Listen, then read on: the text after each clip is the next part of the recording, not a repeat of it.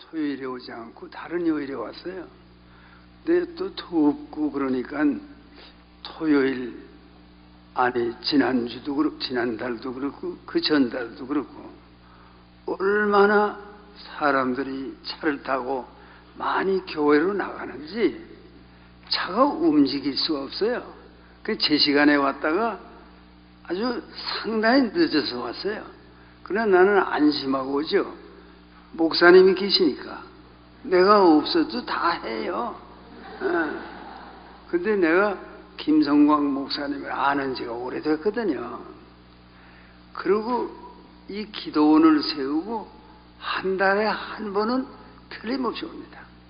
그래서 늘 오는 까닭은 내가 또 즐거워서 오는 거예요. 오늘 이 자리에 모이신 여러분이 다 기도원에 오는 것을 기쁜 마음으로 와서 저기 구국 통일 기도 100만 명이 모여야 된다. 100만 명이 모여서 나라를 위해서 기도할 수 있어야 이 나라가 바로 된다. 그것은 김성광 목사님의 한평생의 지표입니다. 밤낮 그런 큰 생각을 하지 뭐 교회 하나를 잘해보자 그런 사람이 아니에요.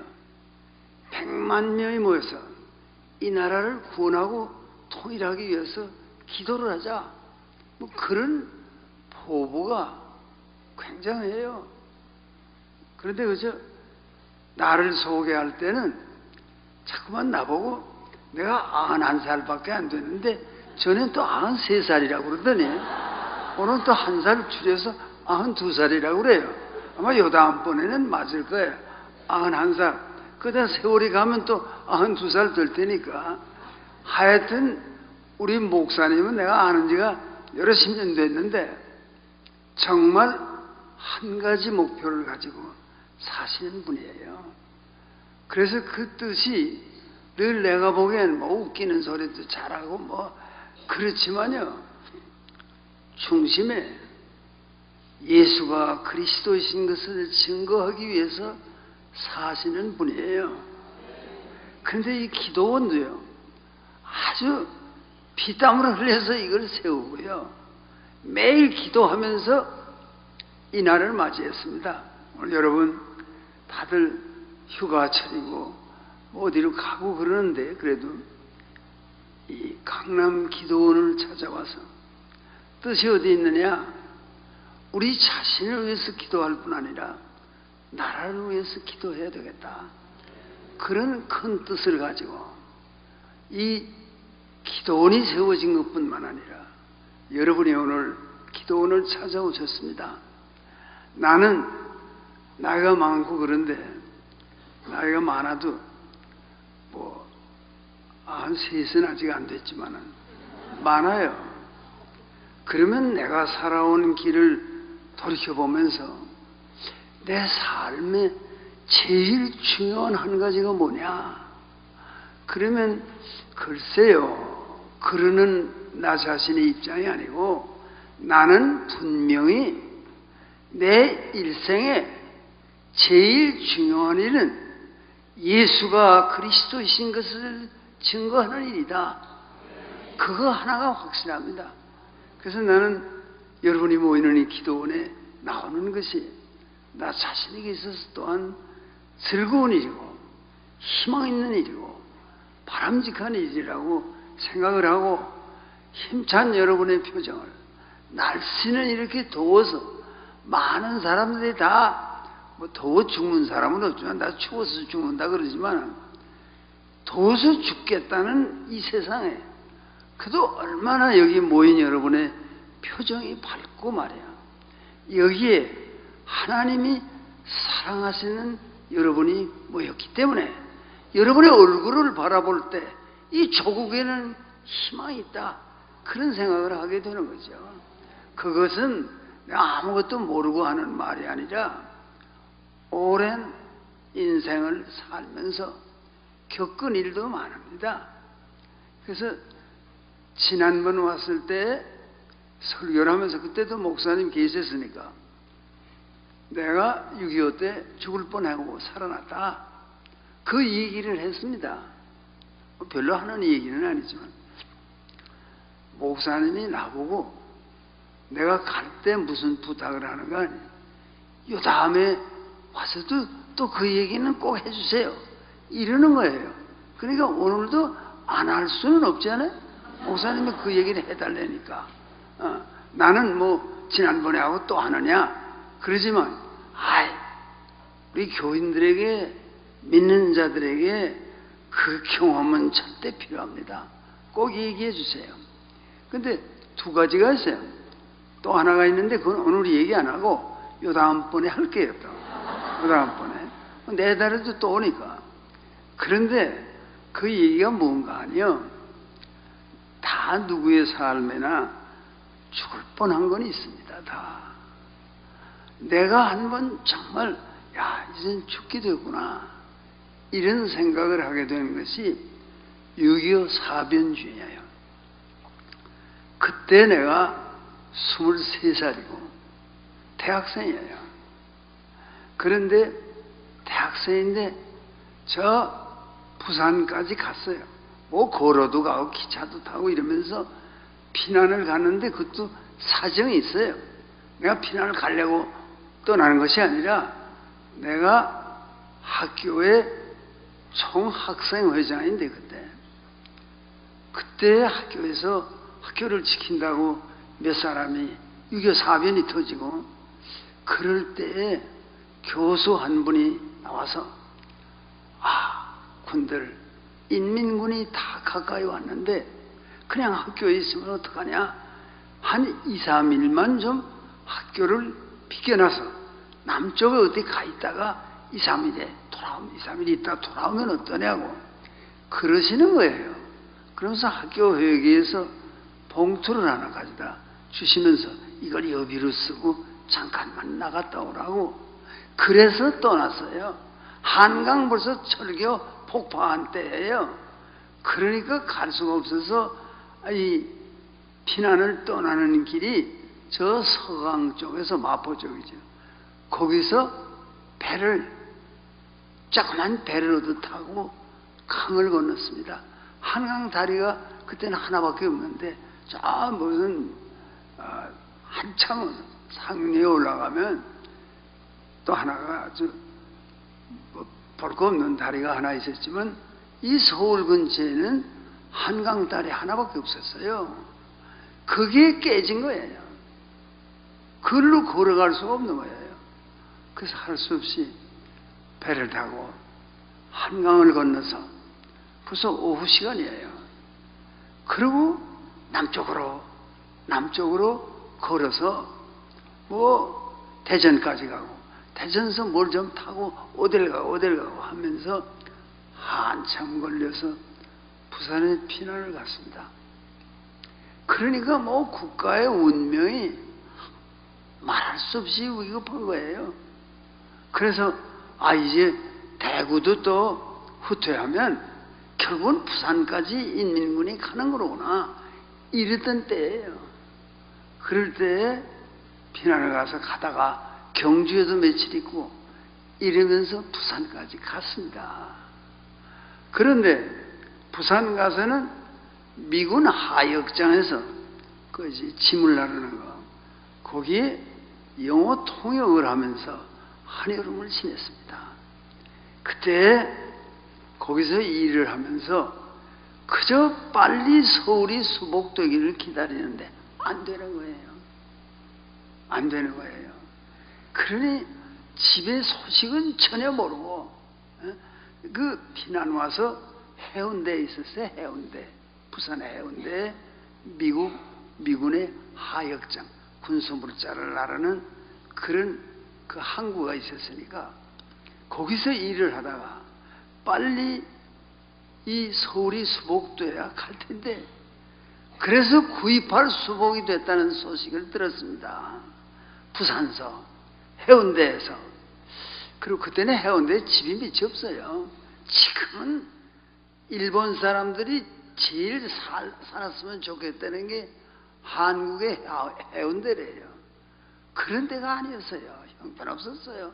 농촌이고 어촌이고 그리고 여관 같은 게 하나 있고 온천장이 하나 있고 그런 상황이었어요. 근데 일을 하면서 빨리 집에 소식도 모르고 하니까 서울을 가야 될 텐데, 그런데 수소문 해봐야 가기가 어려워요. 그래서 어떻게 교섭이 됐는가 하니 그 경비대, 해상경비대, 해군이 해상경비대, 경찰경비대예요. 그래서 서울을 가는데 거기에 민간인을 몇 사람 태워줄 수 있겠다, 학생들 몇 사람 태워줄게, 이래서 그걸 얻어탄 거예요. 근데 사실은요, 그 당시에는 서울에 갈래도 한강 도강증이 있어야 됩니다. 아무나 못 건너요, 한강을 건너가려면. 그런 어려운 때입니다. 그래서 그때 아니 부산에 갔다 올라와야 되는데, 구입할 수복 되는데 올라와야 되는데, 경찰 경비정 한 10톤짜리, 내가 10만 5천 톤짜리도 타봤어요. 그 뒤에 크루즈 하는데 그건 아주 큰 빌딩 같아요. 이거는 10톤밖에 안 돼서 조그만 경찰 경비정이에요. 거기에 사람 몇이 탈 수 있어요. 그 경찰이 타고 우리 몇 사람이 타고 저 부산에 떠나서 이제 인천을 향해 갑니다. 처음에는 좋았어요. 날씨도 좋고 바람도 안 불고 좋은 날씨인데 그게 10월 초순 한 4, 5일경이었습니다. 1950년 10월 4일 내지 5일. 근데 처음에 좋았어요. 잘 떠나갑니다. 아, 그래, 기분 좋게 가던데, 아니 밤이 되면서 말이에요, 갑자기 풍랑을 만난 거예요. 이게 한 인간의 실제 경험입니다. 풍랑을 만났는데 그때는 서울만 수복했지 이 호남 일대에는 아직도 인민군이 있어요. 그러니까 도리가 없는 겁니다. 해안선 가까이에 가지 못하고 저 공해로 바다 가운데로 이렇게 해서 경비정이 인천을 향해 가는데 어쩌다 풍랑을 만났습니다. 경험 없는 사람은 몰라요. 요게 조그만 배가 대뚝대뚝 하고 바람은 불고 그러니까 물이 차고 다들 경찰만 물 붑니까? 우리 탄 사람들도 다 물 부고 먹은 거 다 토하고 못 견뎌요. 힘듭니다. 그럼 해도 그냥 비가 오고 폭우예요. 바람이 불고, 야, 그 야밤에 이젠 죽기도 했구나. 그걸 23살의 청년이 생각하는 거예요. 아, 죽음이 가까웠구나. 친구들도 몇 있지만은. 그래서 내가, 야, 이젠 이렇게 인생이 끝나는 거구나. 그러나 그때 사도 바울을 생각했어요. 내가 어려서부터 어머님 따라서 교회를 다녔으니까, 어려서부터 중고등학교 다닐 때도 교회 다니고, 주일학교 유치부부터 다녀서 쭉 다니고, 아주 계통을 그대로 밟아서 성장한 사람입니다. 대학생 돼서도 교회 다니고. 그래서 성경에 사도 바울이 고생을 많이 했다 그런 게 있잖아요. 40에 하나 감한 매를 5번을 맞았다든가. 그 고생을 많이 했잖아요. 돌매를 때려서 자칫하면 죽을 뻔했다든가. 바울이 고생을 많이 했더라요. 그 중에도 배가 3번이나 파선을 했다. 한 번은 물의 깊음에서 일주일을 보냈다. 밤낮을 물속에 있었어요. 사도 바울이 다 죽게 됐어요. 그래도 하나님이 뜻이 있어서 그 사도 바울을 그런 풍랑에서 살려주셨습니다. 그렇기 때문에 이제 여러분께 목사님이 읽어드린 성경 말씀처럼 내가 그리스도와 함께 십자가에 못 박혔나니, 자기가 사는 것이, 그런즉 이제 사는 것은 내가 사는 것이 아니라 내 안에 그리스도께서 사시는 것이다. 그게 사도 바울의 고백이에요. 실제로 고백이에요. 그런 어려운 일을 많이 겪었어요. 그런 중에도 뭐 감옥에를 몇 번 갔어요. 나도 감옥에 간 일이 있기 때문에 그것도 또 우리 목사님이 좋아하세요. 그 얘기를. 우린 감옥에 가서도 뭐 감옥 안에서 학생들을 거느리고 예배도 보고 그랬으니까 그 얘기가 좋으시니까 그것도 꼭 잊지 말고 해주세요. 그랬지만 단번에 다 할 수 없으니까 그걸 요 다음번에 하고, 이번에는 풍랑을 이겨낸 큰 말씀을 드리는 거예요. 이 한 인간이, 오늘 91살이 된 이 인간이 실제로 겪은 경험이니까 사도 바울은 성경 말씀에 사도행전에 그런 기록을 또 많이 했잖아요. 얼마나 고생했는가. 예수를 믿어서 고생 안 하는 게 뭐 배나 아니만 살았다, 그건 진정 믿는 게 아니죠. 예수를 믿으면 풍랑도 만나고 죽을 고비도 가고 굶어 죽는가 이런 경우도 있고 그런 거 아닙니까? 그래도 주님이 우리를 살리시니까. 근데 그때 사도 바울 생각이 나서, 야, 이제 아무래도 죽게 됐구나. 비는 쏟아집니다. 근데 내가 그 가판이 조그매요. 요만한 가판이에요. 그 도대체 10톤, 뭐 10톤밖에 안 되는 조그만 되니까 그게 가판 위에 내가 올라갔습니다. 그래서 뭔가를 붙잡고 비를 맞으면서 하나님께 기도를 합니다. 사도 바울이 기도했다는 생각을 하고요. 사도 바울이 물속에서 일주일을 헤맸다는데 죽을지 살지 모르고 일주일을 그러다가 그래도 숨을 쉬어서 살 거 아닙니까? 사람이 숨만 쉬면 살아요. 숨만 쉬면 삽니다. 그 사람은 왜 죽느냐 그러면 숨을 못 쉬어서 죽는 거예요. 그러니까 숨을 늘 잘 쉬세요. 그러고 뭔가 살아있는 거예요. 심호흡을 하고. 예. 그런데 가판 위에 올라가서 기도를 합니다. 기도도 길게 할 수도 없어요. 폭우가 쏟아지니까. 내가 기도한 그 한마디를 지금도 기억하고 있고, 지난달에 이 모임에 왔을 때에도 그걸 기억하고 있고, 한평생 기억하고 있어요. 그 기도가 뭐냐? 간단해요. 한마디입니다. 나는 그것이 여러분의 기도가 될 수도 있다고 생각하죠. 내가 뭐라고 기도했는가 하면, 하나님, 제게 무슨 할 일이 있으면 저를 살려주셔야죠. 저를 살려주셔야죠. 그 기도밖에 나오는 게 없어요. 그런 내가 또 아주 평양 살 때 그 성결교회 이성봉 목사님이라고 계셨어요. 세상 떠나셨지만 그러니 내가 살던 평양에 상수구리에 조그마한 성결교회가 있는데 거기 오셔서 부흥회를 하죠. 그래 나는 기림리라고 저 먼 데 살지만 새벽에 거기 가서 새벽 기도회도 나가고 그랬어요. 그때는 뭐 아주 젊죠. 그랬는데 해방될 때 내 나이가 18이었으니까 월남할 때 19살이었으니까 그런 때도 있었어요. 그럴 거 아니에요. 오늘 여기 앉아있는 내 꼴을 보면서 말이야, 그런 때도 있었어. 23살 때도 있었고, 그 청년이 말이야 사도 바울을 생각하면서 가판 위에서 기도를 합니다. 하나님, 제게 할 일이 있으면 저를 살려주셔야죠.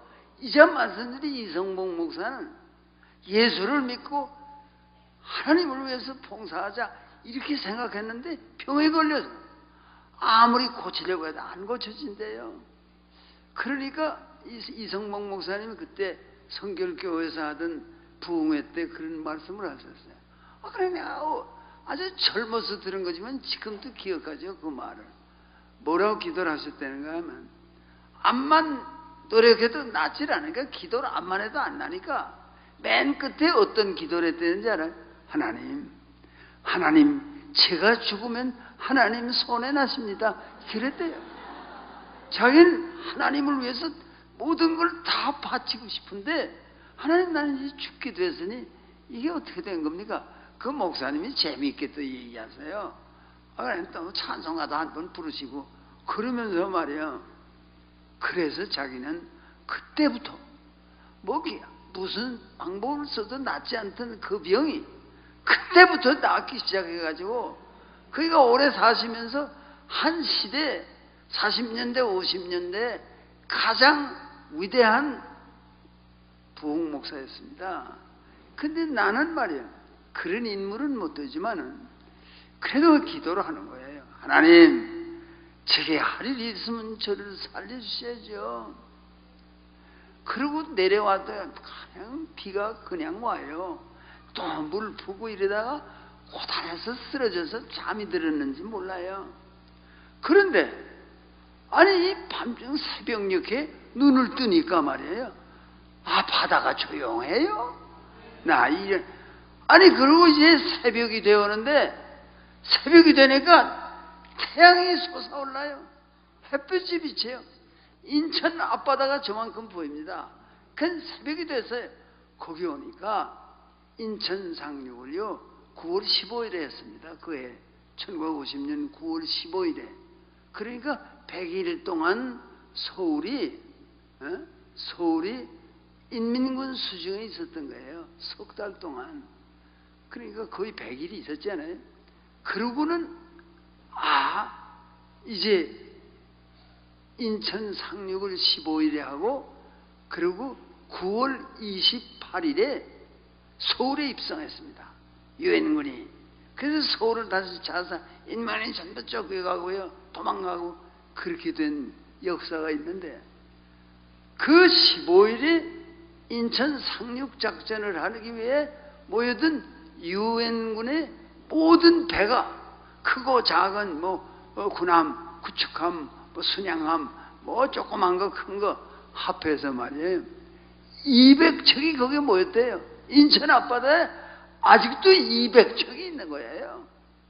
야, 햇빛은 내려쬐고 얼마나 대단한 광경입니까? 어젯밤에 죽을 뻔했어요. 죽는 줄 알았어요. 그래서 기도 한마디밖에 한 게 없어. 하나님, 제게 할 일이 있으면 저를 살려주셔야죠. 여러분, 무슨 몸에 병이 났다, 기도할 필요가 있죠. 그래서 맨 끝에 가서는 이성봉 목사님 같은 기도를 해도 좋아요. 하나님, 저 죽으면 하나님 손해 납니다. 그런 자신이 있어요. 이성봉 목사님은 그런 자신이 있단 말이에요. 내가 살아서 그리스도의 복음을 전해야 된다. 내가 살아있어야 된다. 이 젊은 나이에 죽어서 되겠나? 그러니까요, 사명이 있으면 하나님이 다 살리십니다. 그걸 믿어야 돼요. 그런데 하나님이 왜 살려주시는 거 아니? 어떤 사람이요, 병나기 전에 아주 똑똑하고 잘난 척해요. 그러다가 병이 나서 기도를 열심히 하더니 그 병이 나으니까 아주 겸손한 사람이 됐어요. 하나님 앞에 겸손한 사람이 됐어요. 그러니까 하나님이 그렇게 혼을 내오고 살려서 쓰시는 거 아니에요. 그 여기 지금 문제가 많은 사람도 많아요. 얼굴 보긴 멀쩡하지만 말이야, 속은 아이고 이걸 이 인생을 살아서 좋은가 안 좋은가. 그러기 정치하는 사람 가운데도요, 잘못을 저질렀으면 말이야, 아니 주님 앞에 나와서 회개하고 용서해 주십시오 이러면 되지. 그거나 마찬가지로 잘못하시면 법의 심판을 받아서 감옥에도 가고 이러면 되는 거지 말이야. 자살하는 자들이 있어요. 정치권 가운데도 말이야. 또 자살하면 굉장한 인물인 줄 알아요. 그런 것도 아니에요. 그런 고통을 겪기 싫어서 자살한다? 잘하는 일 아니에요 그거. 그 여러분은 하나님을 믿고 예수께서 세상에 오신 것이 역사의 가장 놀라운 일인 것을 믿는 사람이기 때문에 아무리 뭐가 고통스러워도 자살하면 안 돼요. 끝까지 살면서 기도해야 됩니다. 하나님, 제게 할 일이 있으면 저를 살려주셔야죠. 하나님이 넌 할 일이 다 끝났어, 가. 그러면 할 수 없는 거지만 그렇게 말씀을 드렸더니 하나님이 그래, 너 필요해, 내가 살려줄게 그래서 산 사람이 한두 사람입니까? 나도 그런 사람 가운데 하나고, 하나님이 그 폭풍 속에서 이제 배가 뒤집히기 직전 아닙니까? 그 배가 안전하게 큰 배들 사이로 해서 인천 상륙을 합니다. 그 탔던 몇 명이 내리는 거예요. 그럴 때 그 경찰 경비진의 책임자가 나보고 그래요. 그저 엔진만 멎었으면 이 배는 뒤집혔습니다. 풍랑이 심하니까. 그럼 우리 다 갔습니다.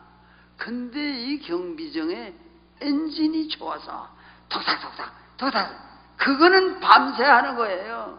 그거는 밤새 여러분의 신앙생활을 두고 말하면 기도를 하는 거나 마찬가지예요. 기도라는 엔진이 돌아가면 삽니다. 배는 살고 인간은 기도하면 삽니다. 얼마나 멋있는 일이에요. 그 우리 목사님이 정성을 다해서 이 교회를, 이 기도원을 이렇게 지으시고 또 십자가 교회를 또 크게 짓겠다고 여러분께 그렇게 말씀드리잖아요. 그 다 뜻이 있어요. 하나님은요, 여러분 때문에 이 나라를 버리지 않으십니다. 여러분이 그리스도의 영광을 위해서 살겠다 그러는데 난 너희 쓸데없어, 다 끝내. 그런 하나님이에요? 하나님이요, 아니 다 우리를 만들어 놓으시고 하나님 보시기에 좋았더라 그랬어요. 그런데 우리가 아니 뭐 핵무기에 세례를 받아서 전부 새까맣게 타서 죽는 걸 하나님이 원하시겠어요? 기도만 있으면 하나님이 살려주실 뿐 아니라 이 땅이 장차 지금 기도해서 통일하자 그런 뜻 아니에요? 기도로서 통일에 이바지하는데 100만 명만 기도하자 하나님은 움직일 수 있다. 근데 여러분이 다 100만 명 중에 끼어 있는 거예요. 다 100만 명. 기도를 통해서 나라를 살릴 수 있는 큰 희망이 있다. 나는 이제 또 목사님이 또 하실 말씀이 있기 때문에 내가 이 얘기를 길게 하면 또 길어져요. 그런데 내가 하고 싶은 말은 뭐냐 그러면은 조선조의 유명한 선비에 고산 윤선도라는 이가 있었습니다. 그이는 참 30전후에 장원 급제하고 출세의 길에 올랐었어요. 벼슬길에 올랐습니다.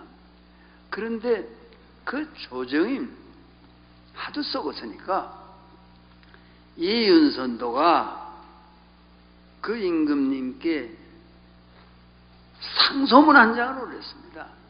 임금님, 저희 이청 같은 간사한 놈들이 조정에서 날뛰면 장차 민생이 도탄에 빠질 우리가 있사오니 통촉하소서 그 한마디를 올렸어요.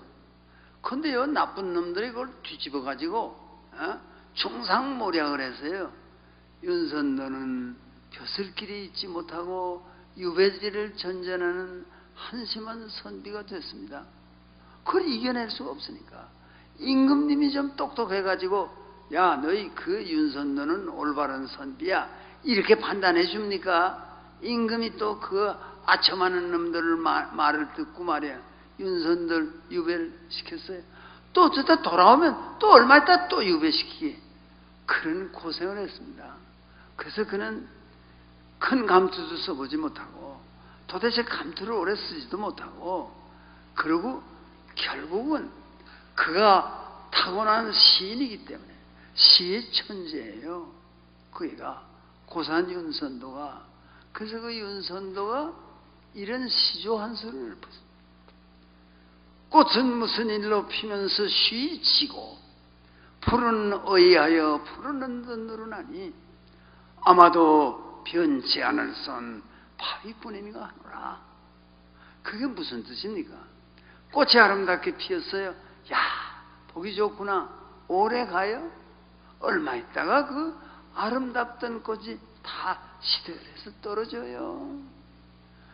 그 풀이 푸르르게 돋아나는 걸 보고 야 참 좋구나 그랬는데 얼마 있으니까 그 푸르던 풀이 누렇게 시들어요. 그게 인생이에요. 그게 인생의 다른 거요. 오늘 젊고 남들이 보고 미인이라고 합니까? 미인이요? 오늘은 미인이지만 내일은 아닙니다. 내일은 갑니다. 미인은 가고 여자 미인은 할머니만 되고 남자 잘생겼던 사람은 할아버지가 되고 그것이 인생이에요. 꽃은 무슨 일로 피면서 쉬지고 풀은 어야여 푸르는 듯 늘어나니 윤선도가 끝에 한 줄을 이렇게 맺었습니다. 아마도 변치 않을 선 바위뿐인가 하노라. 마당 어귀에 바위 하나가 서 있어요. 저 바위는 말이야, 꽃은 피었다 치고 풀은 푸르게 돋아났다 다 시들지만 너는 영원히 그 자리에 있겠구나. 바위야, 너는 변하지 않겠구나. 윤선도에 있어서 그 바위가 무엇이었나 우린 잘 몰라요. 그러나 우리는 알아요. 인생은 변하고 인생은 늙고 인생은 가고 그런 거지만 변치 않는 것이 있다는 걸 알아요. 베드로전서 1장 끝머리에 이런 말씀이 있지 않아요? 모든 육체는 풀과 같고 그 모든 영광이 풀의 꽃과 같으니 풀은 마르고 꽃은 떨어지되 주의 말씀은 세세토록 있도다 하였으니 너희에게 전한 복음이 곧 이 말씀이니라.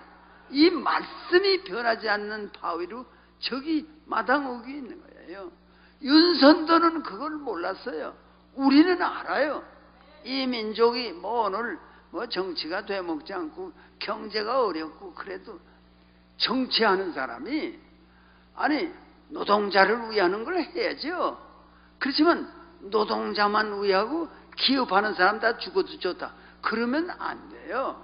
대통령은 노동자도 위하지만 기업하는 사람도 도와줘야 대통령이지 말이야. 한쪽에 치우쳐서 말이야.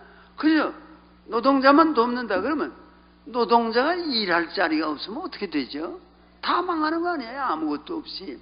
그 대통령이 좀 정신을 바짝 차리고 내가 어떻게 해야 되겠다는 걸 분명히 알아야지. 인기만 잡고 해서 좋아하죠. 수당을 얼마를 주라, 한 시간에 얼마를 주라, 이거 다 좋지만은 그거만 가지고 한 시간당 10,000원은 꼭 줘야 된다. 그럼 이 조그만 업을 하는 사람은 아르바이트생이나 쓰는 사람들이 한 시간당 10,000원씩 주고 어떻게 그 영업을 합니까? 못 하거든요. 못 닫겠다. 그러니까 이건 안 되겠다. 좀 미뤄야 되겠다. 그래서 수정을 하지 않아요. 왜 그래요? 이 기업을 하는 사람 크나 적으나 그 사람도 도와주고 노동조합에 속해 있는 사람들도 도와주고 이게 훌륭한 대통령 아닙니까? 그 노동자를 도와주지 않는 대통령은 나쁘지만은 기업하는 사람 다 죽어라 기업하는 사람 대한민국 국민 아닙니까?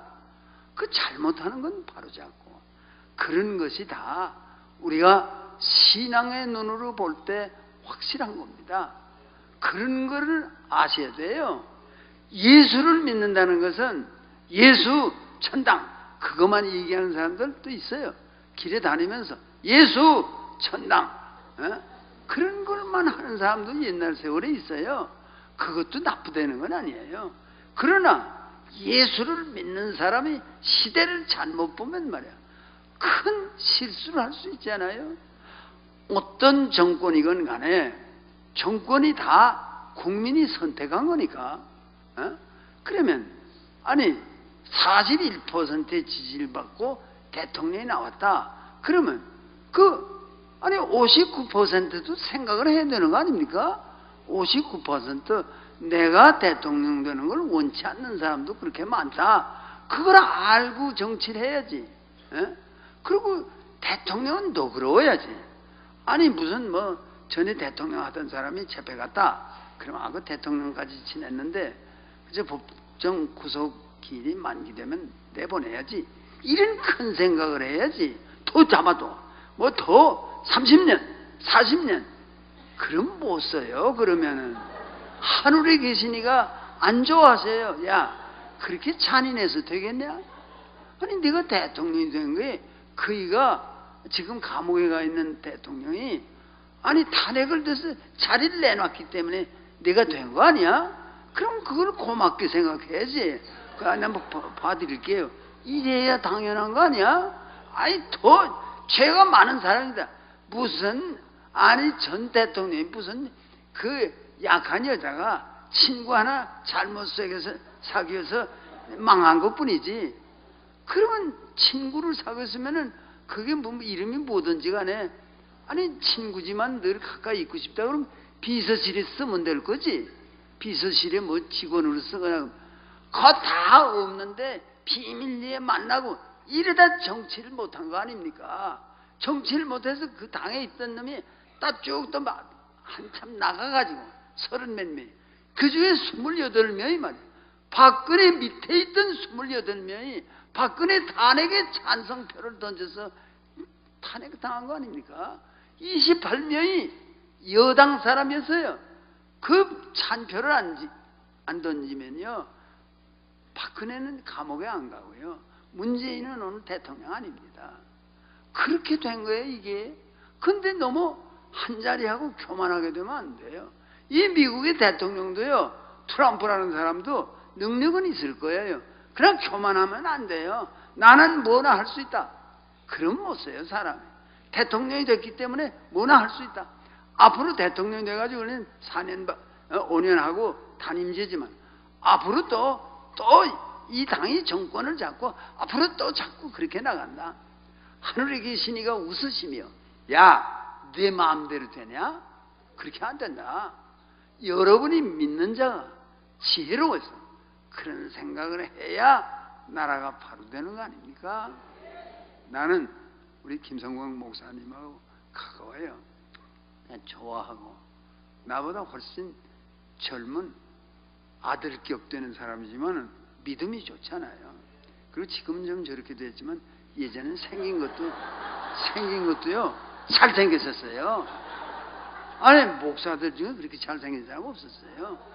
근데 자꾸 세월이 가니까 저렇게 돼가지고 내가 보기에 안 됐어요. 그렇지만 내 얘기는 이만큼 끝내고 이제 목사님이 또 믿음에 관해서 말씀을 또 계속 하실 거니까 내 얘기는 이걸로 끝내도록 하겠습니다.